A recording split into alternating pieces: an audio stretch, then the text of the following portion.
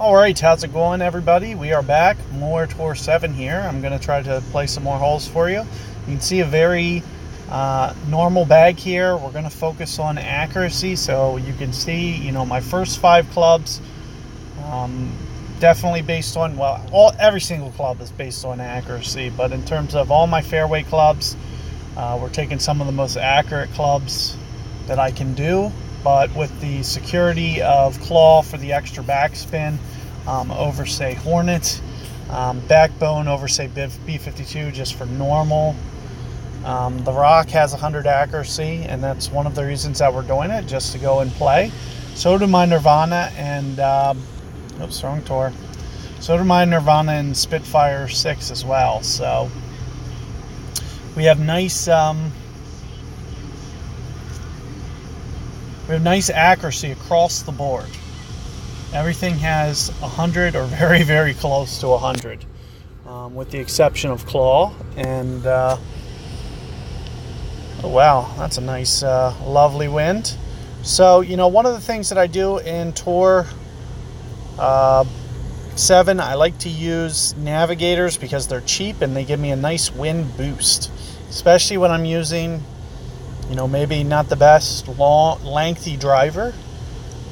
You can still try to go on the other side of the trees, but I kind of would suggest against it.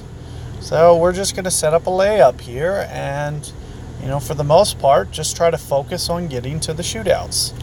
It's kind of, my philosophy for the early tours is just making it to the shootouts.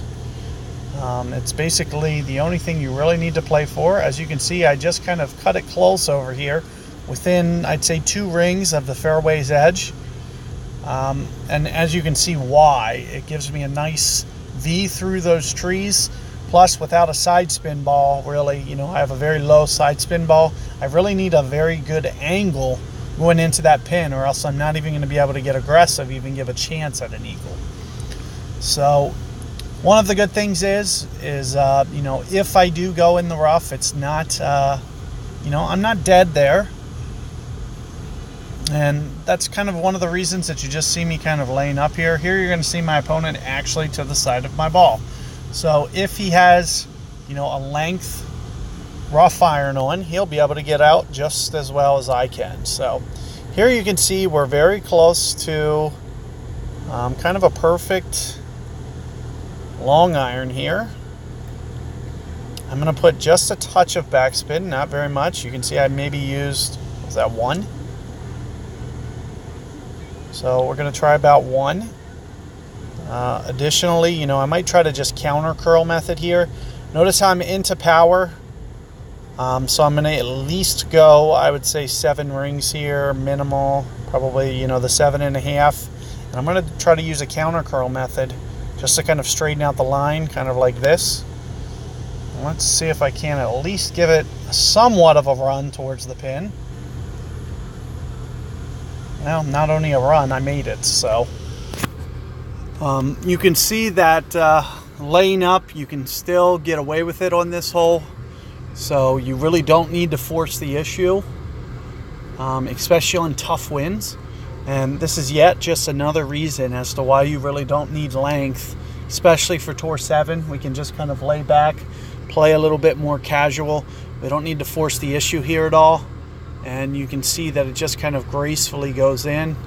No real issues. But here you can see, take a look at my opponent's shots, that he is still able to, beat it back here. He's even over the green. So in most cases, you're still going to get away with birdie. So don't fear that rough. So that's why you can see, I'm going to get aggressive with that left.